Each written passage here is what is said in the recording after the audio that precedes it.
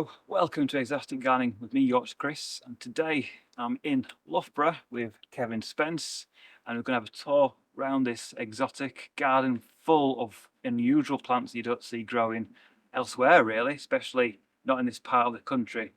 So Kevin, how long have you been gardening here? We moved here in 1980.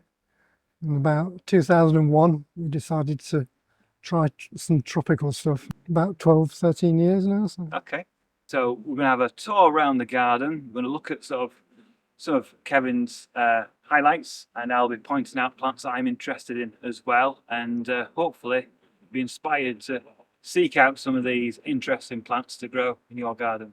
The first thing we have in front of us is this enormous Musabaju, which goes right to the top of the house almost. And here's Kevin. And we're going to sort of have a look around the garden, have a loop around the garden, look at all the exciting, unusual plants. And just thought I'd mention this Musabaju because it is, we see in a lot of exotic gardens, but this is a pretty impressive clump we have here. How long's this been here, Kevin? Yes, it's probably 2002. Okay, so 2010 it was taken down to the ground, and it's come back. Yeah. That's grown really well there. Obviously, it's close to the house. It's got the protection, the warmth. There's 5 more stems here last year. Yeah. All flowered, so compost heap was filled up. Yeah, look at the size of those leaves. That's very impressive. So let's have a wander around the garden. So there's so much to see. Pseudopanax. I've got the Pseudopanax, which I do grow in my garden, but these are bigger than the specimens I've got in my garden. You've got the adult leaves forming at the top and some flowers over there as well. And the trunk of it. Gnarly trunk. Yeah. Very tactile. Very tactile. And that's growing in this bed, which is, you mentioned earlier, was like got rubble and all sorts under. Bricks and everything, yeah. And then gravel on top. Everything was planted with pea shingle just to get the good drainage. Yeah, it's all working well there. This Solanum, which is right to the top of the roof now, grows in with a Chaclospermum. Oh yeah, it's flowering up there. That come through winter okay in the gravel bed, but in the soil against the shed, it's died. No. So, and then here's a Yucca rostrata with the flat leaves. Yeah, we've had a bit of a lesson today in distinguishing between Yucca rostrata and lineafolia when we've got the shape of the leaves. Yeah, this is your lineafolia. That's got the curved back to the leaves. This one flowered this year, which I always tend to cut the spike off and see the new head coming through. Yeah, he always slows them down a bit, doesn't he? Yeah, but... keep the nice spherical heads. That's the one I go for. And this is a plant you don't see every day. This is Xanthorrhoea glauca with its pups. Yeah. I counted 6 pups growing on it now. Absolutely huge as well. So this has been here since before the very bad winters? Yes, spring 2010 this was planted. Right. Not ideal time to plant it, but no, we don't know what's coming, do we? No. So for those that haven't been growing exotic plants for years and years, we had one of the worst winters in 2010, it was December 2010. Yeah, we had -12 here and it didn't get above freezing for 2 weeks. Right. One day the top temperature was -7.6 in the day. In the day, sort of high temperature. So yeah, so if you haven't been growing sort of exotic plants for many years, you might not have experienced those sort of temperatures, and you might not have even really cared about temperatures in winter anyway. But as soon as you start growing exotic plants, you do start watching the weather forecasts and seeing what happens. So we've all got weather stations, didn't we? Oh yeah. Yeah, we've got the weather stations now to monitor the weather and see how low it gets in winter and how high it gets in summer as well. So obviously your gardens, you've been here since about 40 years in this garden? We moved here in 1980. 1980. but it was about 2001 after his first foreign holiday. Yeah. We thought, okay, well, let's change the garden. So you're going from This was all laurel trees here. right. So you're going from traditional garden to the and conifers. exotic garden with this sort of arid, mixture of arid plants here and all sorts. There's so much to see in every direction. But yeah, so this grass tree, you said it got through 2010. I'm assuming you put some heat around that to keep it going. Yes, we would use Christmas cable lights around it. So, and it was lagged with roof insulation, Right. which I don't need to bother with now. Just put a roof over the top just to keep the head dry. Yeah, that is fantastic, and it's put on a lot of growth since you've had it. Yeah, and it grows through winter as well. So That's fantastic. it's quite a northerly specimen. Yeah. Well, we're right in the middle of the country, aren't we? So we're as far as you can get from the sea as possible. Yeah, I think we're 89 miles to Skeggy. It's the closest seaside. Yeah. And then we've got some wonderful things here. So we've got It's a Sable Sable at the minor. back there. And has that been through the worst of winters, or is that a more recent? Yeah, that's been there since early 2000, 2004, I think. yeah. So very slow growing palm tree, but it's got quite big distinctive leaves. Yeah, I think there's a couple in there which it flowered for the first time this year, but the flower spikes, nothing spectacular really.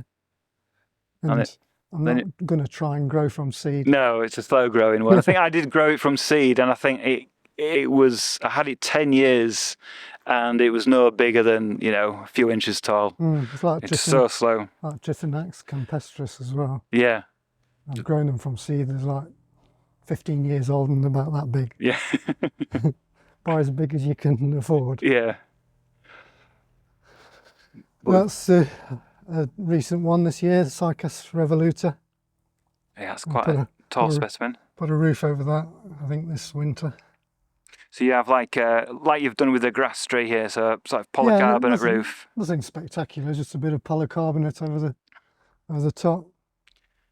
Keep the radiation frost off, Yeah. So we're south facing here, aren't we? Yeah, we're southwest over there. Southwest over there. So you get all sunshine even in winter on this bed here. And then we've got this Trachycarpus princeps with its blue leaf. Bluish silverish leaf on the back there. That's a nice specimen. Indumentum in the middle. Yeah. That's a nice hardy palm tree as well. And then we've got the yucca. Linearifolia. Linearifolia. And then if I just step back and look up, we've got a couple of very tall palm trees. That one's Wagnerius. I've got the waggy on the right and the Fortunae. And do these they drop on the floor and grow like cress. Yeah. You can see all the seeds up there now, the berries ready to drop. I've got a nice Jabea here. Obviously this isn't the biggest Jabea you've got in the garden. Oh, certainly not. So we'll see that in a second. Yeah. But that's a nice size. Trachycarpus geminisectus there, quite an unusual one. Yeah, very slow growing, but it's quite stiff leaf. Yeah. You found this to be hardy? Have you had it many years or? Yeah, it's about 3 or 4 years now. Yeah. Bought stuff Jonathan Haycock when he emigrated. Yeah, so you've had that. So it's gone through -6, -7. Yeah, we had -8 last year. -8 last year. Yeah, and barely above freezing for about 10 days, I think. Probably the same as you. Yeah, so that's done well. Yeah, I found the same. It seems, even though it comes from, much warmer climate, it can survive quite cold temperatures. Got another yucca linearifolia. Some gingers. Which is popping at the sides. Let's have a look at those. Yeah. Yeah, it's popping. The carob tree.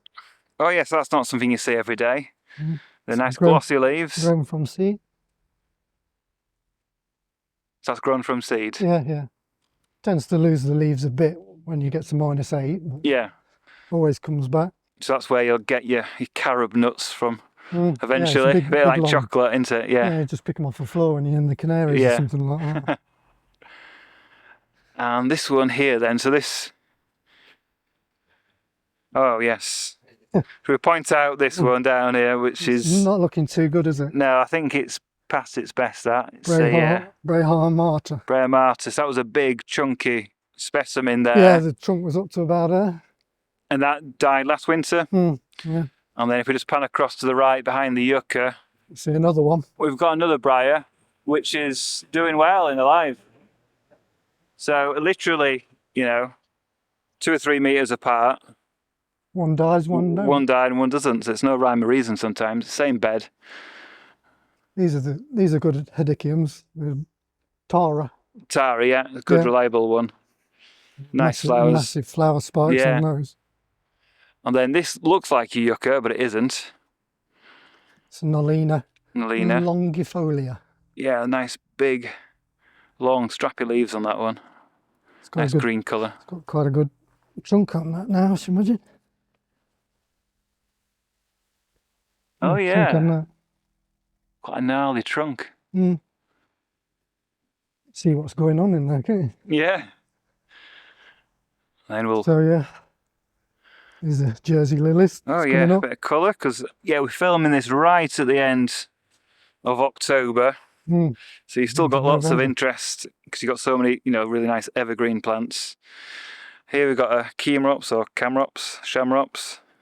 And so this was one of the ones that got hit hard. Yeah, they took all the trunks down to the ground, but the trunks come back up from the floor, so... Yeah, so we always talk about, well, I think most of us call it a hardy palm tree, the European fan palm, but it can defoliate in really bad winters. But it's come back though, hasn't it? Quite variable as well, because this one's probably 10 years older than that one. And look at the size difference. That one's old, that small one down there. Wow. Maybe 15 huge difference years in old. size, yeah. This is nice with its sweet leaves on it. Aurelia aurea variegata. Yeah, mine's just dropping all its leaves now. It's just right at the end of the season, all just dropped down. But yeah, that's a big specimen with lots of branches on there. If you want a really hardy one, Trocodendron araloides. That's really nice. Nice evergreen shrub tree. And it has it been flowering or is it about to flower? Yes, it's flowered, they're the seed heads on it. So. Very good. Down here we've got Niphophia northii. Yeah, nice fleshy leaves. And has a big spike of flowers in summer. Yeah, it forms a trunk. Yeah, that's a nice one. And then if we just pan round, we've got the Flora rodendifolia. Yeah. Again, defoliated this winter. That defoliated and it's come back. So just to give you an idea of scale, it's not always easy to see on the video. That's about, what would you say, 3 meters tall? 3 meters, yeah. So it's a good size. Another Pseudopanax up there, seeding for the first time. Yeah, that's a good size as well. You can see the seeds, flowers. I'll just zoom in on that actually. There we go. More Chimerops here. And get the Wallamai. Oh yes, let's look up. Nice silhouette there. That looks really nice actually, with the backlit by the sun behind it. It has male and female parts, and I've had tubs and tubs full of seeds. Not one germinated. Not one germinated, wow. So it's just... I have to retire on the funds. You could. And yeah, as pan round, we've got more palms in this part of the garden. So we've got, this is Cerifera here. Yeah. That's a nice specimen. So you've got the bluer leaves compared to this one here. And they do form nice trunks, don't they? So that one's got a decent sized trunk. This is Uclarensis, this one. Yeah, so this is... You can tell with the indementum in the leaf bases. This is one of the rarer Trachycarpus species. As you said, look at all this here. Not flowered yet. No. I mean, it's getting to a good size. It must be not far off wanting to flower. It's not far off 2 meters, is it? No, definitely. It's a good size. Unfortunately, I lost mine when I moved it, unfortunately. And then if we go around here, This one's a naggy. it's a naggy, so a nanis and a waggy cross. Massive And it's got a leaves. trunk on it as well. It's come from the Wagnerianus, isn't it? So. Yeah. And then we talked about having a bigger jabea somewhere. And this is the big jabea, which I'll just show you the size of that. I mean, it is hard to tell just from the screen, but it is absolutely enormous, this one. Huge arching leaves. And the trunk itself, it's a proper trunk there. And so the trunk starts down here, and you've got this nanis. Feeding nanis. Nanis by the side, which got seeds on. But the size of this trunk, it's a good. It's more than a metre across, that, isn't it? That trunk. Yeah, we have to measure the circumference. Yeah, it's absolutely huge. Yeah. And it fills, covers a large part of this part of the garden. The actual spread of the leaves. And this is the one that came across in an oil drum. Oil drum, yeah, 2004. So it's a fair few years old. Yeah, but obviously when you had the worst winter, it's probably in 2010, probably 15 years old when it was. When you got it. When we got it. Yeah. So in 2010, it got through the winter. Obviously, it's here today, but it's. Yeah, the spear pulled on it. I pulled a 5-foot spear out of it, and then gradually all the leaves turned white, and it all defoliated. So all these leaves are new since 2010. Wow! So how quick was the recovery from 2010 to looking like a? Yeah, it was a few years. A few years, yeah. Yeah, but by the end of the 2011, this has got a good couple of leaves out the top. Yeah. And it. Yes. One of the biggest specimens I think I've seen in a garden, anyway. Nice fatsias down here, if you know. Yeah, let's have a look at the fatsias. This is me. Let's go through here. This is my favourite one. This is Annalise. It's flowering as well.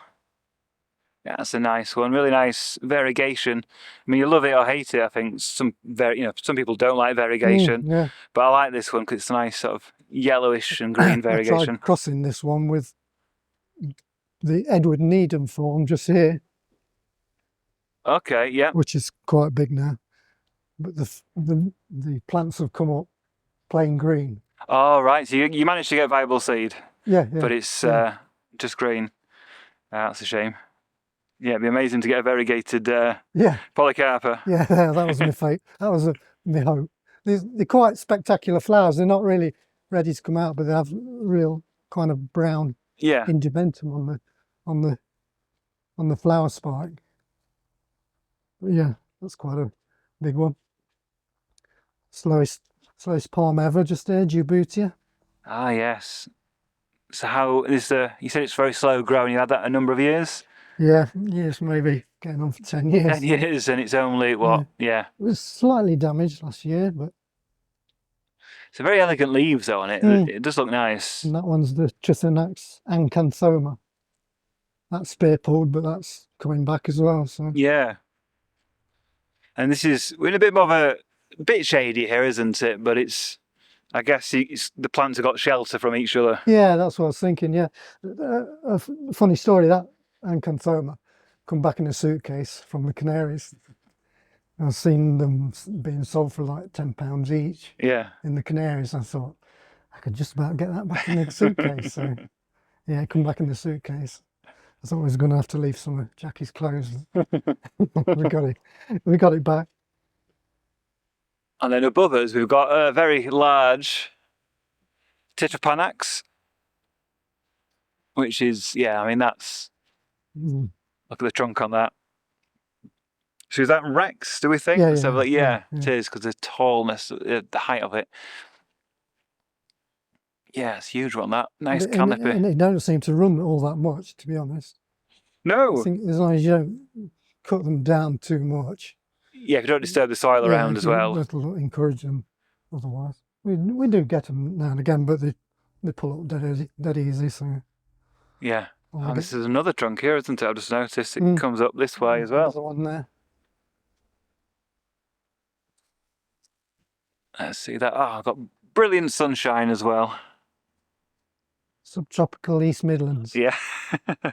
Where shall we go next? I quite like the liriops as well. That's a nice yeah. Got these nice one. Purple flowers, which is nice.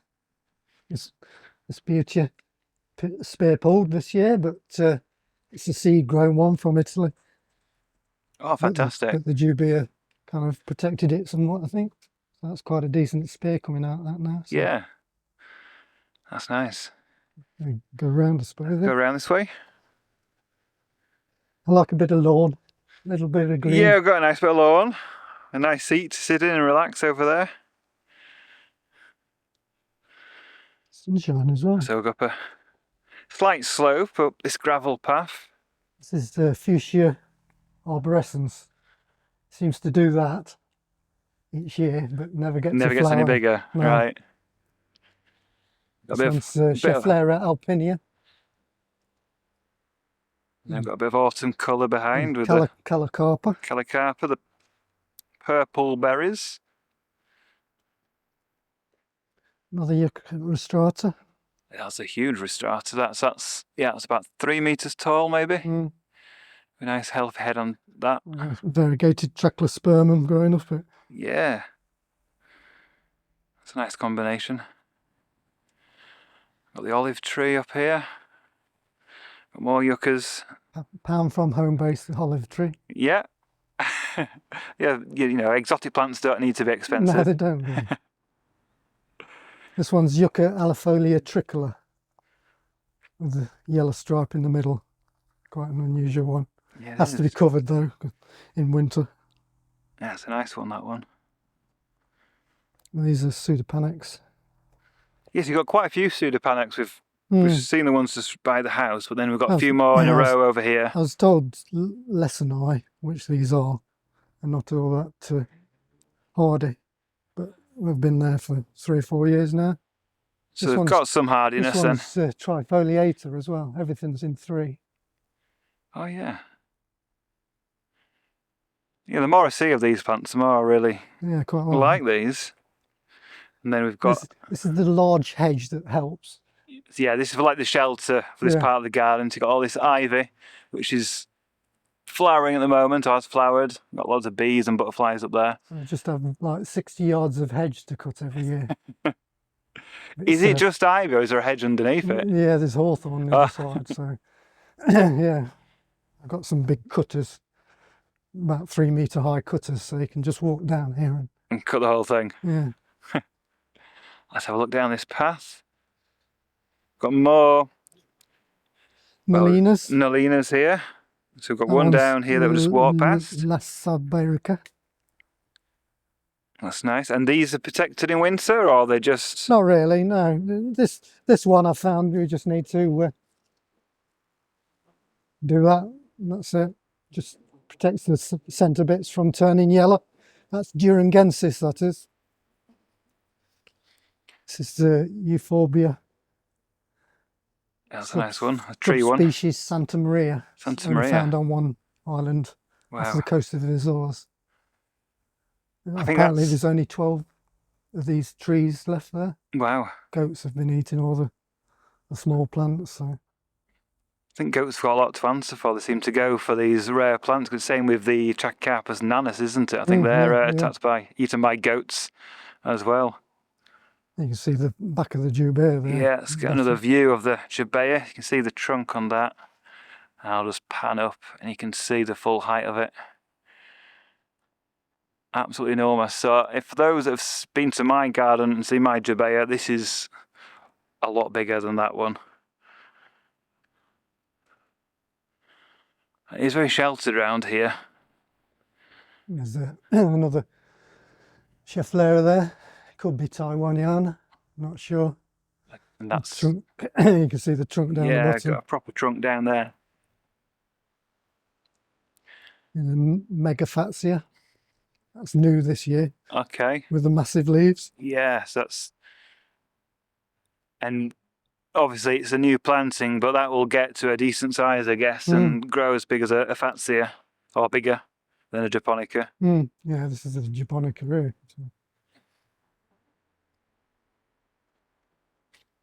I suppose there's always a chance, an outside chance, these can, cross-pollinate and end up with something unusual. Get something interesting. Yeah, They probably all turn out like that. Yeah.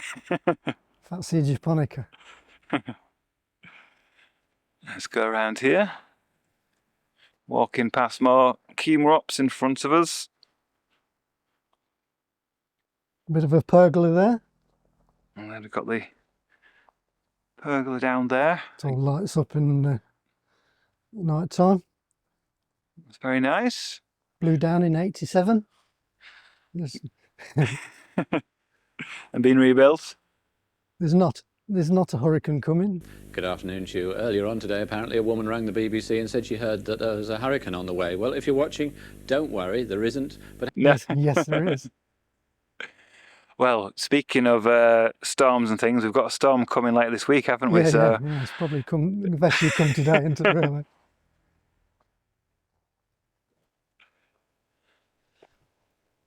It's the fern area. These are Woodwardia radicans. Yeah, really nice ferns, these.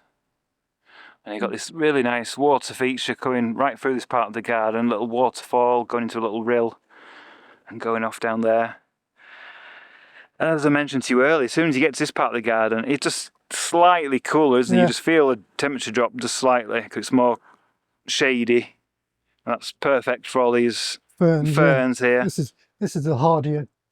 This is Woodwardia unigmata. That stayed evergreen in 2010 at -12. That's crazy, isn't it? But the radicans nearly died this year at -8. So. Yeah. So a lot of these plants, obviously you carry on buying plants and trying different plants, but you've got a lot of, the backbone plants you've had here for over, 10, 15, 20 years plus. Yeah, these are easy to propagate as well, because at the end of each leaf, you do get a little fern forming. It's just slightly. The older ones might be. There you go. There we go, look, yeah. It's a little baby plant just there. Just cut that off. Put it in some compost. You've got another one to try. New plant, yeah. So even if you lose that, as long as you've done that, you're okay. You're good to go. These are some dead trunks from previous years. Oh yeah, but we've got lots of life on this trunk. Yeah. It's a Drynera sinica starting to form roots going round the fern. Yeah. Because these are quite spongy, so you can set them in there. Just get a carving knife and put a piece out and good to go. We've got more down here as well. Yeah, these are my new favourite ones, Pyrosia lingua. See how wet?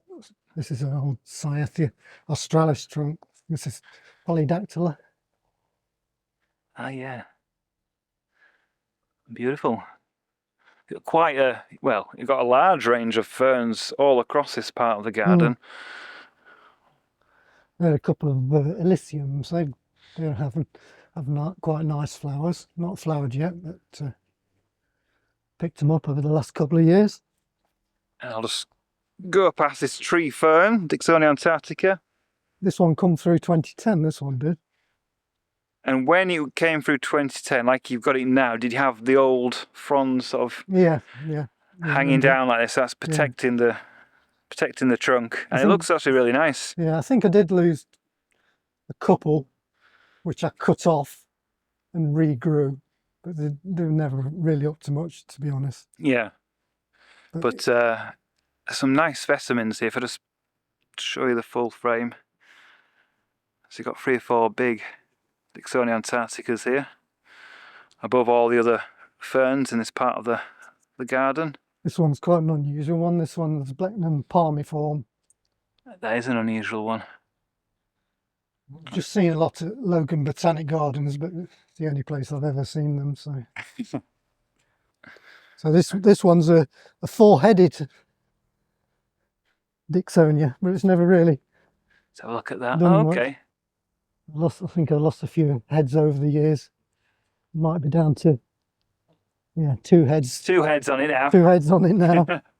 I think it's probably a bit close to the plum tree at the side of it, so the roots are competing with each other. So Yeah, but in your plum tree, you've got a fascicularia. fascicularia, which is growing in a basket, and you can see, oh, it's getting ready to flower or flowering up Yeah, there. it's probably flowered already. Yeah. Yeah, that red coloration of the leaves around the flower.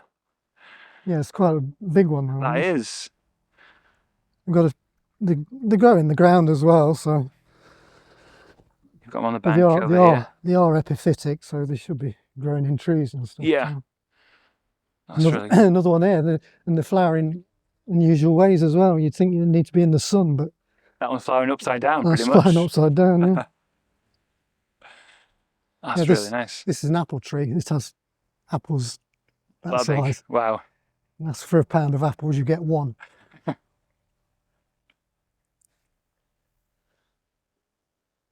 Mahonia, soft caress. Yeah, that one plant of the year, didn't it? About Chelsea, about 10 years ago now. Yes, it's a good one, yeah. Yeah, it's a good one. Yeah, I've got some other Mahonias here, but they look quite rubbish compared. Yeah. And there's no spikes on this or anything like that. It's No, quite, yeah, as what the name says, yeah. Yeah. It's quite an unusual Trithinax. Oh, Scheizophylla.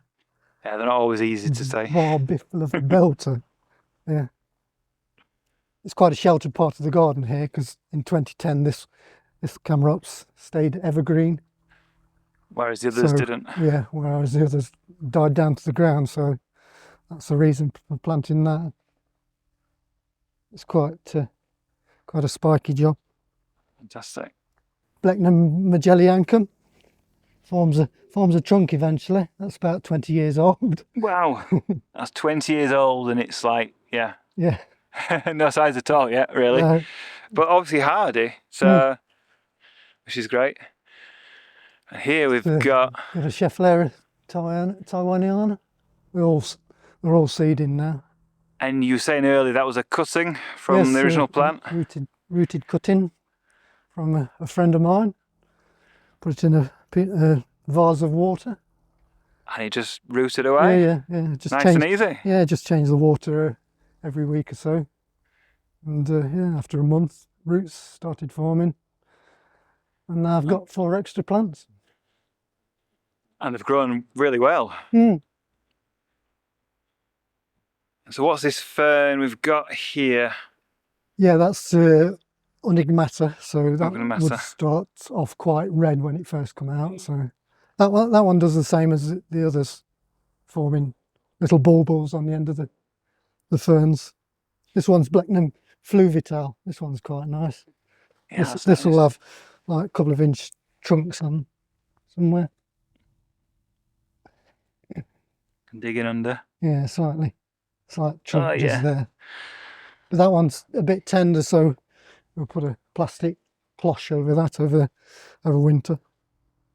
So there's a huge variety in ferns, isn't there? You've shown, so this part of the garden there's been so many different types of fern, from the large tree ferns, all these ground ferns, and the actual form of the leaves are all very varied. Mm. Yeah, this one's Blechnum chilense on Tresco. They just grow like twitch everywhere. So, but in our garden they tend to lose the leaves over winter. So. Oh, okay, yeah, mine are sort of some lose the leaves, some keep the leaves. So. Yeah, it's a bit. It's on the edge. Slightly open here, so. Yeah. And then in the back, sorry. Yeah, no, I was going to say this one's Blechnum Nouveau Zealandii. That's quite that's a nice name. Glossy leaf as well. Yeah. That's a nice one. Another one here, Dudia media. Some weird names. That's called the raspberry fern. That's completely red when it comes out. Wow, okay. And have you done anything special to the soil in this part of the garden, or? It gets bark mulched every couple of years, maybe. Okay. Yeah. So. And obviously the plants Yeah. that like it. And the ferns I set will be set in ericaceous compost. Yeah. But once that's used up, it'll go into the soil anyway. But I think the bark mulch helps, like, you know. Yeah, it'll keep the pH down a bit. It's quite an unusual one. This Cyathea, New Caledonia. Yeah, that's nice. That's come up. That's come 1 year. And there's another one that's come through 2 years over there. Down there. We'll go past the flower bed here. This is my Dixonia walkway. Ah, yes. So we've got several Dixonia Antarctica tree ferns, varying different heights. That one's fibrosa, that one is there. Dixonia fibrosa down there. And does that get covered in winter, or? I did cover it last winter with a big cloche just to be on the safe side, because it's not quite as hardy as the Antarctica. As the Cyathea over there with the nice red croziers. Wonderful. You don't see Cyatheas outdoors very often in the middle of England. No.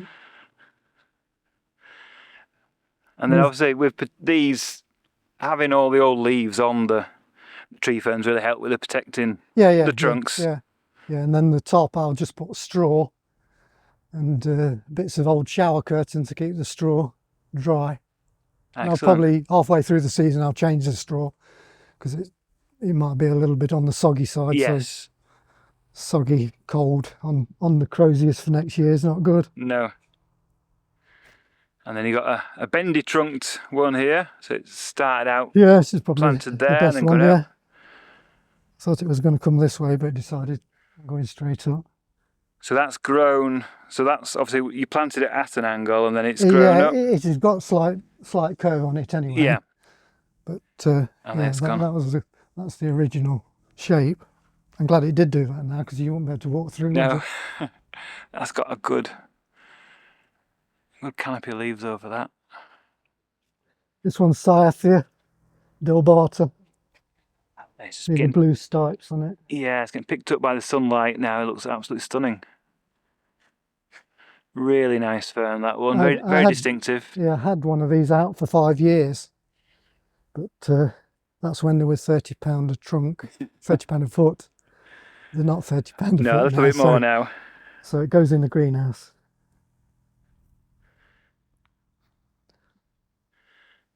This is a large Colruytia. Oh, okay. It has spectacular flowers in the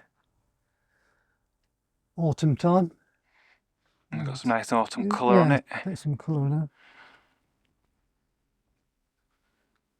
Magnolia grandiflora up there. Yeah, above the tree ferns. You probably get that from further away. Yeah. It's just got nice brown leaves. There we go. Yeah, they have. It has monster flowers as well.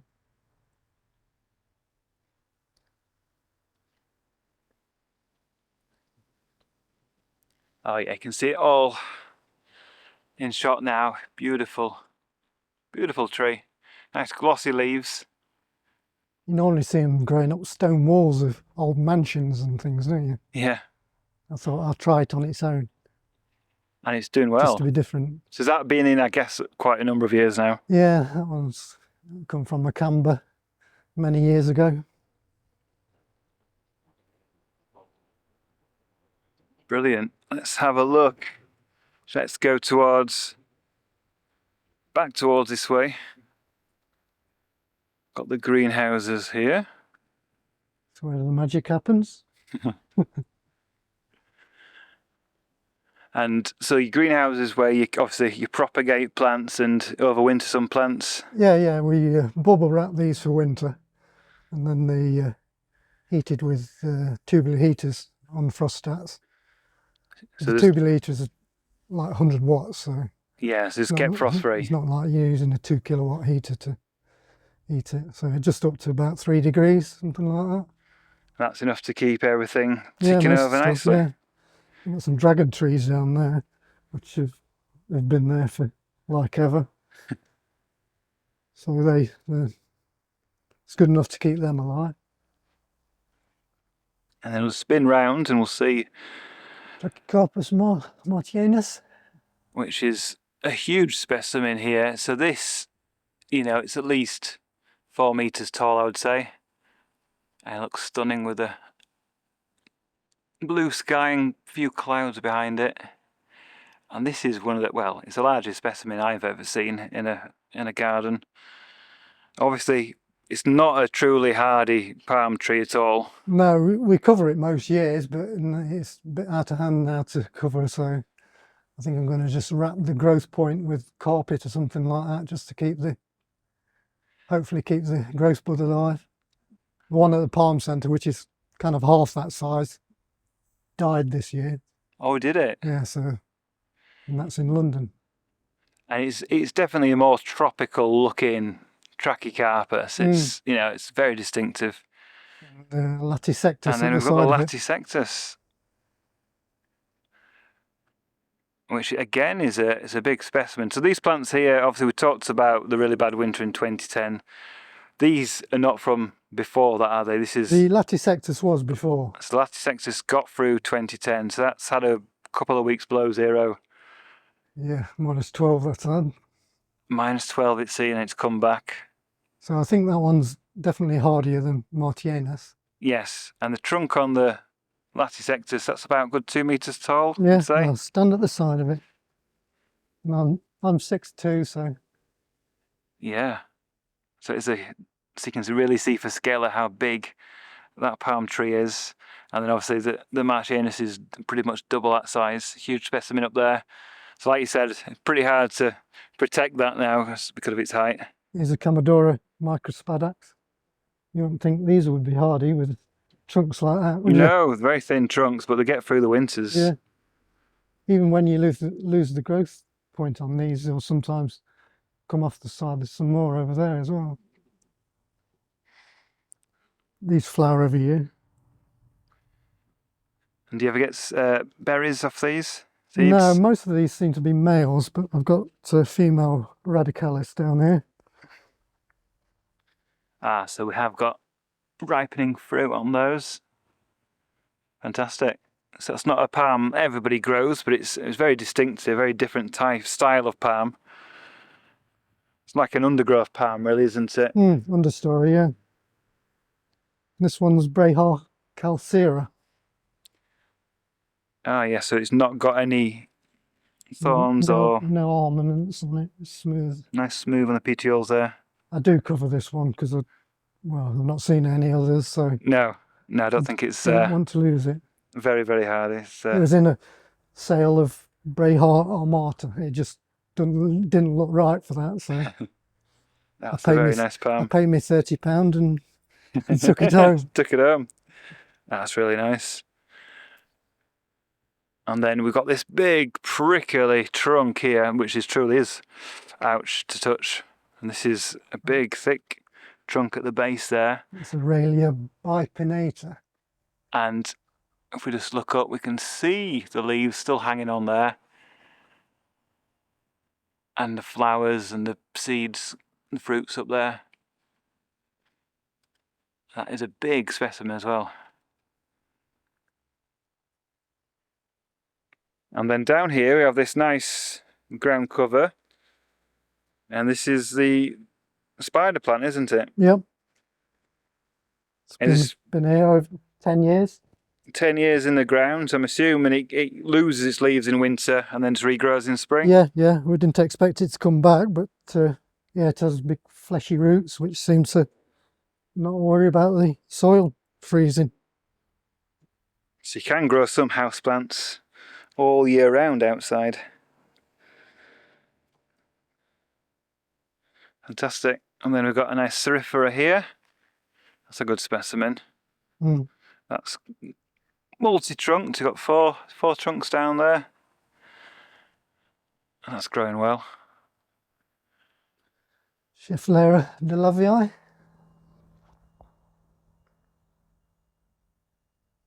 Yeah, that's good. I've got some... Wasps seem to be enjoying it.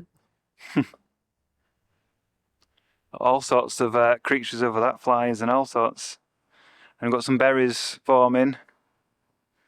Got some fruit here.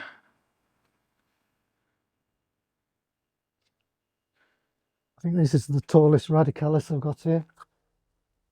So it's quite... That's nice. Nice tropical looking leaves on that one. So that's it. Obviously, like you said, it's seen -7, -8 last winter. And slightly protected with the Delavii, so I suppose that helps. All these seeds, the smaller ones, came from Charles Whichgull. Sadly passed away from the Algarve.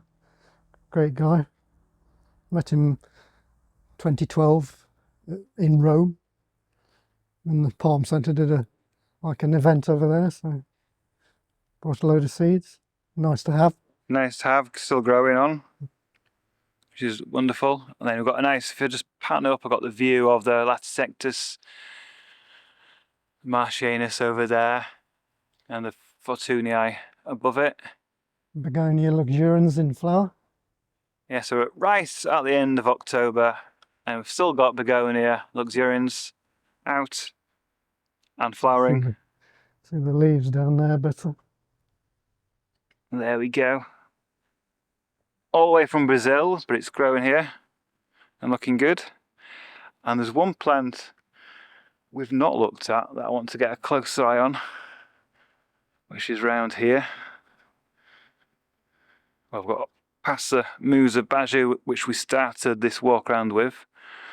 Well, there's lots more plants we could talk about, but round the corner we've got a palm tree, one of the most sought after sort of cold tolerant palm trees. Do you want to say what this one is? Yes, it's Juania australis. Juania australis. Quite unusual. It is. Nice feather palm. So with this palm tree, eventually it will grow a clean trunk, won't it? So it'll grow. Yeah, nice green shiny trunk. There's a few down Cornwall, but not so many up this far north. No, not at all. And this is one that's meant to be a bit temperamental in terms of not wanting too much heat, but obviously this one's been in the ground a few years and gone through the really hot summer of 2022. I found as long as you can keep the roots damp, even though we had 40 degrees last year, it didn't affect it at all. And in terms of protecting this over winter? Yes, this'll have wooden props up in the corners, and I'll probably fleece it with weed membrane, as I did last year. Just to protect it, yeah. I've also got a little tubular heater. Okay. That plugs in the shed. Right. So you can run that to it. Into there, so and just on RCD, so if we get any water in it, it'll be okay. So yeah, I don't want to lose that because I don't think I'd be allowed to buy another one.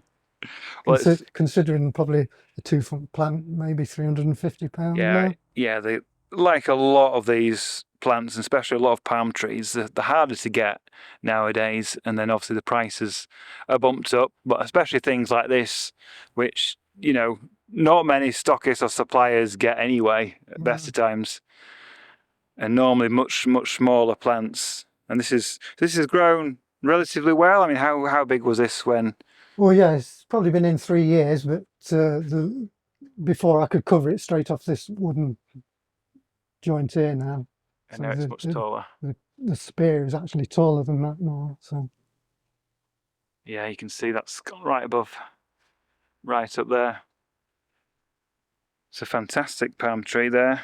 And then we'll just finish off round here. We've got cycad, Echirops, Cycas revoluta, and then this is a singular trunked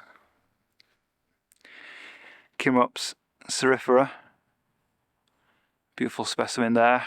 And I'll just pan up and across, and you can finally see the full height of the Musa Baju reaching right high up into the sky.